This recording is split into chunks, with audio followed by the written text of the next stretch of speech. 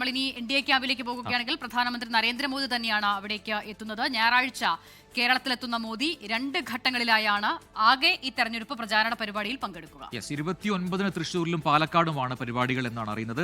സജു ചാമക്കാലി തൃശ്ശൂരിലും ചേരുന്നു കൂടുതൽ വിവരങ്ങളുമായി. സജു, NDA ക്യാമ്പിൽ വലിയ ആവേശമായിരിക്കും പ്രധാനമന്ത്രിയുടെ ആ വരവ്. അതിന്റെ ക്രമീകരണങ്ങളൊക്കെ ഏത് രീതിയിലാണ്? എന്താണ് നമുക്ക് തൃശ്ശൂരിൽ നിന്നും പാലക്കാട് നിന്നുമൊക്കെ കിട്ടുന്ന പ്രതികരണങ്ങൾ?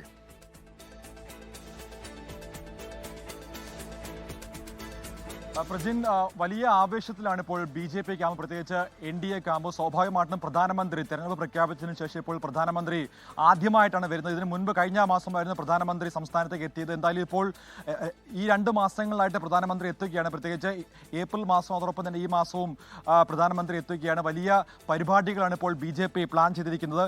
29-ന് തൃശ്ശൂരും പാലക്കാടുമാണ് പരിപാടികളായിട്ട് ഇപ്പോൾ ക്രമീകരിച്ചിരിക്കുന്നത്. തൃശ്ശൂരിൽ വൈകുന്നേരം 4:30-ന് സ്വരാജ് റൗണ്ടിലാണ് പരിപാടി. പാലക്കാട് പൊതുസമ്മേളനമാണ് നടക്കുന്നത്. തൃശ്ശൂർ റവന്യൂ ജില്ലയിലെ എല്ലാ പ്രവർത്തകരും റോഡ് ഷോയിൽ പങ്കെടുക്കും. അങ്ങനെ പ്രധാനമന്ത്രിയെ പങ്കെടുപ്പിച്ചുകൊണ്ട് NDAയുടെ വളരെ വിപുലമായിട്ടുള്ള പരിപാടിയിലേക്ക് കടക്കുകയാണ്. നമുക്കറിയാം, സ്വാഭാവികമായിട്ടും തൃശ്ശൂർ നഗരം LDF-നൊപ്പം നിൽക്കുന്ന ഒരു നഗരമാണ്. പ്രത്യേകിച്ച് 13 സീറ്റുകൾ 12 സീറ്റുകളും LDF-ന്റെ കയ്യിലാണ്. അപ്പോൾ അത്തരത്തിൽ വലിയ പ്രതീക്ഷ നൽകുന്ന ഒരു നഗരമാണെങ്കിൽ പോലും BJP വലിയ തോതിൽ തന്നെ, പ്രത്യേകിച്ച് തൃശ്ശൂരിൽ MP എന്ന് പറയുന്ന സുരേഷ് ഗോപി, അത് BJPയുടെ MP-യാണ്. NDA പിടിച്ച ഒരു മണ്ഡലമാണ്. അതുകൊണ്ട് തന്നെ അത്തരത്തിൽ ഈ മണ്ഡലങ്ങളിലൊക്കെ പ്രധാനമന്ത്രിയെ രംഗത്തിറക്കിക്കൊണ്ട് തന്നെ വലിയൊരു മുന്നേറ്റം ഉണ്ടാക്കാൻ വേണ്ടിയാണ് ഇപ്പോൾ BJP കണക്ക് കൂട്ടുന്നത്. അത്തരത്തിൽ പ്രധാനമന്ത്രിയുടെ ഈ ഒരു സന്ദർശനത്തോടു കൂടി വോട്ടർമാർക്കിടയിൽ വലിയ വികസന കാഴ്ചപ്പാടുകൾ മുൻപോട്ട് വെച്ചുകൊണ്ട് എല്ലാ മണ്ഡലങ്ങളിലെയും വോട്ടർമാരെ തൃശ്ശൂർ നഗരത്തിലേക്ക് എത്തിച്ച് വലിയ ഒരു ആവേശകരമായിട്ടുള്ള പോരാട്ടത്തിലേക്ക് കടക്കാൻ വേണ്ടിയാണ് BJP ഇപ്പോൾ ആലോചിക്കുന്നത്.